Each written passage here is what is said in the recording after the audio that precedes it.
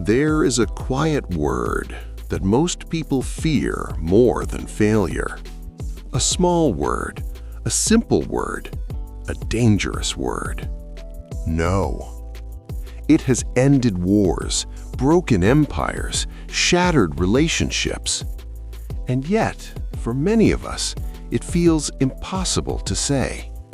Not because we are weak, not because we are kind, but because somewhere deep in our nervous system, we learned a silent equation.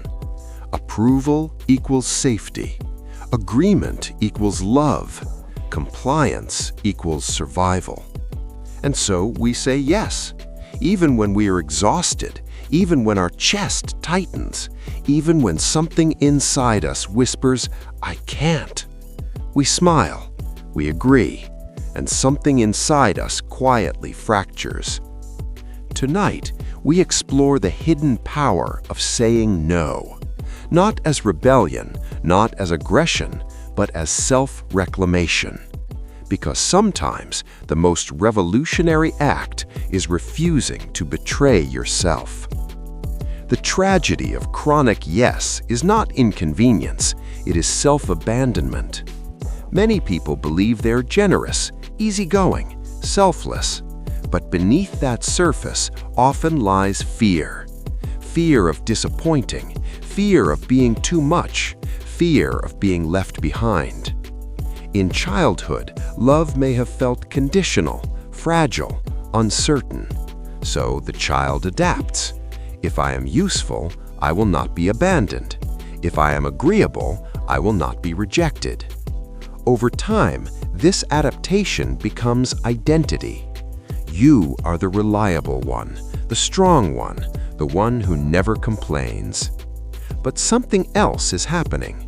You become fluent in reading everyone else and illiterate in reading yourself. Your needs become background noise. Imagine a university student choosing a career not because it excites them, but because it pleases their family. Years pass, success comes, and yet late at night, a question echoes: whose life am I living? Chronic compliance is not harmony, it is erosion. And the deeper question remains, when did your no become dangerous?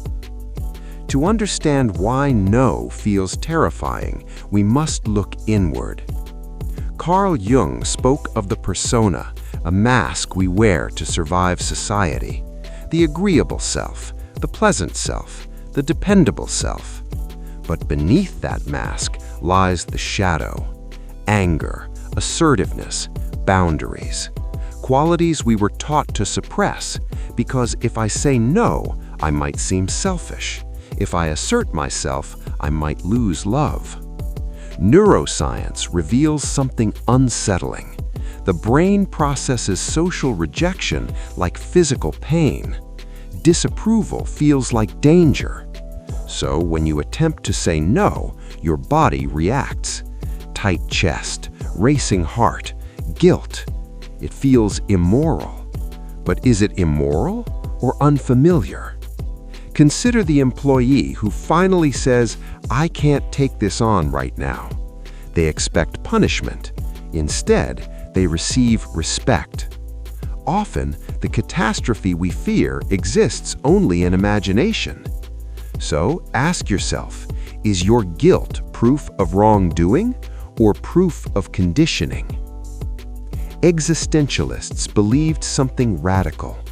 You are responsible for your choices. Jean-Paul Sartre wrote that we are condemned to be free. Every yes is a declaration. Every no is a boundary of identity. When you say yes out of fear, you surrender authorship. When you say no consciously, you reclaim it. Friedrich Nietzsche warned against herd morality, the instinct to conform to avoid standing alone.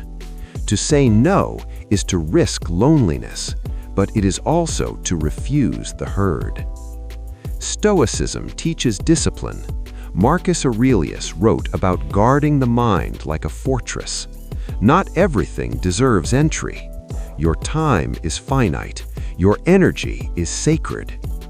Imagine walking away from a relationship that looks perfect from the outside, but drains you inside. People question you, they misunderstand you, but internally, you feel aligned. For the first time, your life feels authored. But saying no is not easy because we are wired for belonging. For early humans, exile meant death, and that fear still lives in us. When you set boundaries, you disrupt invisible contracts. Some people love you, but only the compliant version of you. When you change, they feel threatened. A friend withdraws, messages slow, invitations fade. Growth often looks like loss, and the conflict becomes clear. Belonging or authenticity? Approval or integrity? Are you afraid of losing people or losing the version of you they prefer? The pain of saying no is real, but so is the cost of never saying it. The body keeps score. Suppressed boundaries become resentment. Chronic compliance becomes exhaustion. You wake up tired. You feel irritated by small requests. You fantasize about disappearing. But instead of questioning your yes, you blame your life. Work is too demanding. People are too much. Everything feels heavy. But what if exhaustion is not about workload, but misalignment? The parent who never asks for help, the entrepreneur who says yes to every client, the friend who absorbs everyone's pain. On the surface, strength. Underneath, self-erasure. Resentment is the shadow of unspoken boundaries. So ask yourself, where are you silently resentful? Transformation rarely begins with inspiration. It begins with collapse. Tears in a parked car, a whisper in the dark, I can't keep living like this. The first no is not dramatic. It trembles. It feels wrong. An adult declines a draining obligation. Conflict follows, but something else appears. Relief. And in that relief is proof. The world did not end. Boundaries do not destroy reality. They clarify it. The illusion is this: saying no destroys relationships. The truth is, it reveals them. Healthy connections adapt. Unhealthy ones resist. Guilt appears, manipulation appears, and suddenly, power dynamics become visible. Who benefits from your silence? Who thrives on your sacrifice? There's grief in this clarity, but there's dignity too. Because love that requires self-betrayal was never love. It was convenience. Saying no does not make life louder, it makes it clearer. Energy returns, identity sharpens, self-trust grows. Each refusal whispers, I can protect myself. Your world may shrink, fewer obligations, fewer superficial connections, but it deepens. Not the calm of compliance, but the calm of integrity. True power is not controlling others, it is governing yourself. There's a quiet revolution in a single word, no. It does not shout, it does not rage, it simply stands. Between you and exhaustion, between you and resentment, between you and a life half-lived. Saying no will cost you comfort, but it will return something priceless, yourself. Your life is a limited canvas. Every unnecessary yes consumes space. Every courageous no redraws your identity. Freedom begins with refusal. So tonight, where must you say no to finally say yes to your soul?